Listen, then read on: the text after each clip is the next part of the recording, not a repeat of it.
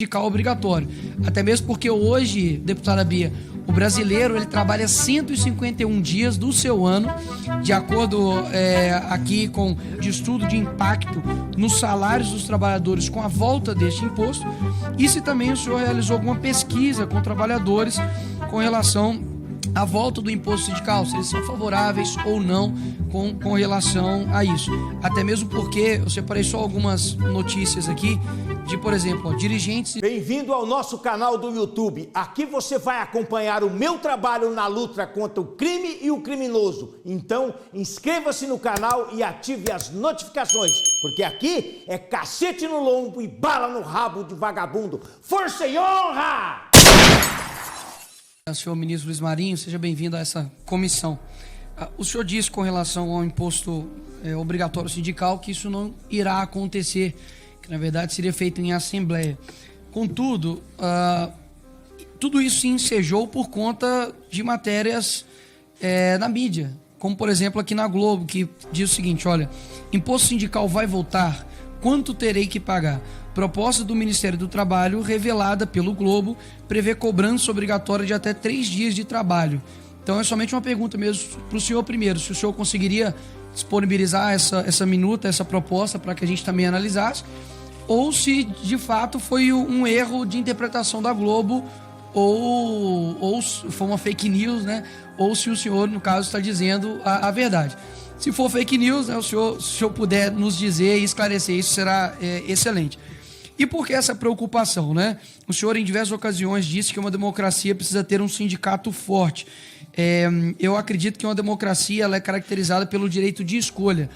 E o imposto obrigatório, né, sindical, caso ele se concretize, isso fere, né, o direito de escolha desse trabalhador. Até mesmo no meu trabalho, né, de conclusão de curso na PUC Minas, o meu tema foi o anacronismo da CLT aqui no nosso Brasil, né? Como ela é fora do seu tempo.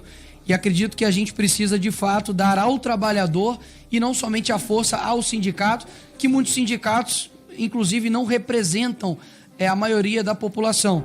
Até mesmo porque, vendo a lógica da própria arrecadação dos sindicatos, que anteriormente, quando era obrigatória, era 3,6 bilhões e agora arrecadam 68 milhões, há uma clara demonstração já da vontade das pessoas com relação ao imposto sindical obrigatório.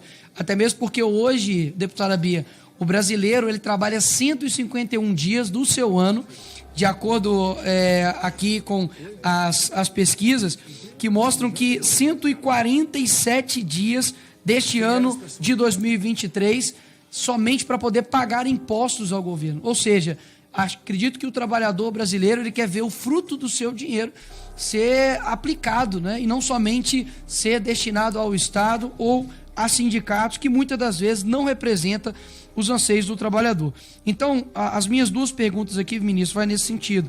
Se há alguma elaboração de estudo de impacto nos salários dos trabalhadores com a volta deste imposto, e se também o senhor realizou alguma pesquisa com trabalhadores com relação à volta do imposto sindical, se eles são favoráveis ou não com relação a isso. Até mesmo porque eu separei só algumas notícias aqui de, por exemplo, dirigentes de sindicatos enriquecem com desvio de dinheiro. Presidente que empregava parentes e família pode ter desviado 100 milhões. Temos aqui também a PF suspeita de 150 sindicatos e cria e-mail para denúncias. Ou seja, a gente percebe que durante muito tempo sindicatos foram utilizados não de fato para proteger o trabalhador, mas por interesses escusos, interesses que de fato atrapalham a vida do cidadão.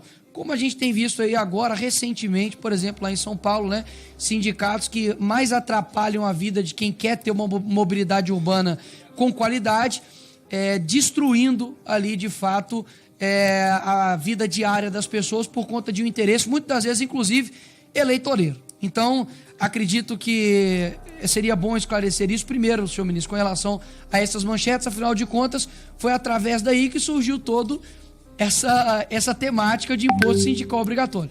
De esclarecer para nós isso e se de fato está tendo uma preocupação com o trabalhador ou está tendo preocupação com o sindicato. Essas são as minhas perguntas. Obrigada, deputado Nicolas.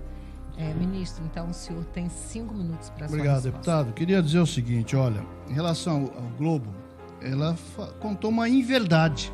Se quiser chamar de fake news, chame do que ele quiser, mas é uma inverdade, não corresponde à verdade as manchetes do Globo.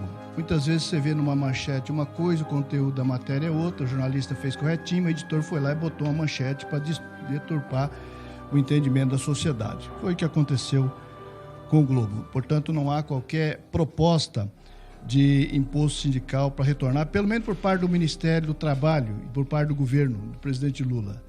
E não tenho visto de parte de nenhum sindicato, nem de empregadores, nem de trabalhadores. É importante também lembrar que quando se fala em sindicato forte, nós estamos falando de criar um ambiente acolhedor de negociação, que o sindicato seja forte para negociar.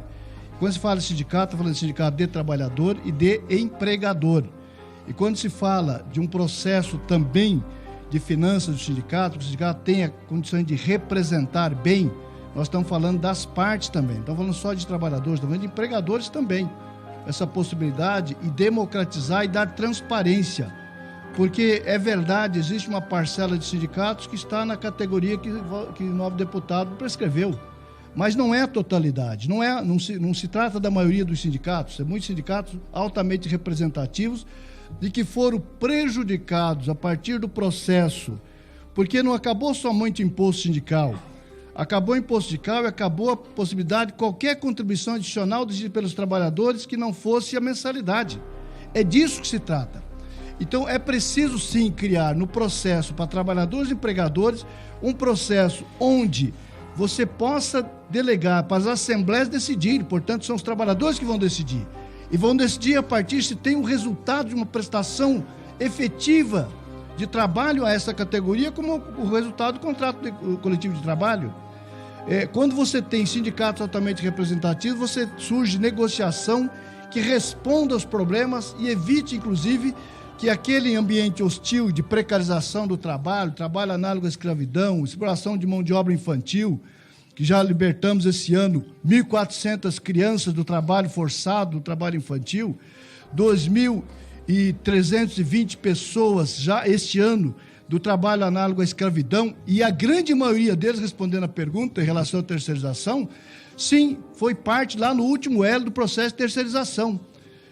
Eu proponho a vocês que tragam alguém do Ministério Público do Trabalho, um especialista do nosso Ministério aqui para falar exclusivamente disso, para trazer para vocês os dados, para aprofundar os dados de trabalho análogo à escravidão no país, que tem sim sido a terceirização do jeito que está, porque a terceirização, senhores, sempre existiu. Nós não estamos questionando a terceirização, nós estamos questionando a possibilidade de terceirização absolutamente em tudo. A empresa tem que ter responsabilidade do Conselho do Trabalho Decente e monitorar os seus elos de cadeia produtiva, para evitar um trabalho que seja altamente explorador e que leve à condição de trabalho análogo à escravidão, que é o que tem acontecido especialmente no processo de terceirização, quarteirização. Reafirmo isso, mas não estou com os dados aqui para apresentar aos senhores. Portanto, proponho que traga um especialista nosso aqui, traga o Ministério Público do Trabalho, que eles poderão falar com mais categoria e pormenorizado, inclusive, dos dados em relação a essa questão. Portanto, sim, sindicatos fortes para representar bem. Eu vi, presidenta, a Marcha das Margaridas, 100 mil mulheres aqui na Esplanada trazendo as suas opiniões em relação ao conjunto de políticas. E eu não vi ninguém falar mal da Marcha das Margaridas. Agora, aquilo quanto custa? 100 mil mulheres trazendo para Brasília para expressar o desejo de políticas públicas relacionadas à política para as mulheres. Isso custa. Quem pagou esses custos? Os sindicatos. Os sindicatos, portanto, precisam sim ter finança para expressar, para representar, porque nós deixamos praticamente intactas as finanças dos empregadores, mas atacamos e destruímos as finanças dos sindicatos e trabalhadores. Portanto, é preciso trazer um equilíbrio nesse processo. Obrigada, ministro. Deputado Nicolas, um minuto de réplica. Excelente. Senhor ministro, obrigado pelos esclarecimentos. Então, de fato, nós temos um compromisso, né, de que não irá votar ou não há o anseio, né, do governo Lula do imposto sindical obrigatório, e que de fato a Globo aí cometeu mais uma vez fake news, não é nenhuma surpresa. Agora, com relação a ouvir os trabalhadores, até mesmo essa proposta, eu acredito que ela seja contraditória. Até mesmo porque já houve uma decisão pelo representante da população, que é o Congresso Nacional. Aqui em 2017, quando foi extinto o imposto sindical obrigatório na reforma trabalhista, os congressistas votaram e os congressistas derrubaram isso. Então, eu acredito que o anseio da população já foi elucidada, já está transparente na decisão de 2017. Então, não há que se falar de que o trabalhador precisa ser escutado mais uma vez. Afinal de contas, ele já foi escutado e já foi decidido. Acredito que a gente precisa, de fato, ter intenções, intentos que volte-se ao trabalhador e não uma inflexibilidade e um anacronismo, né, fora de tempo, que, por exemplo, a CLT tem aqui no Brasil. Obrigado, presidente. Obrigado, ministro. 1 minuto, ministro.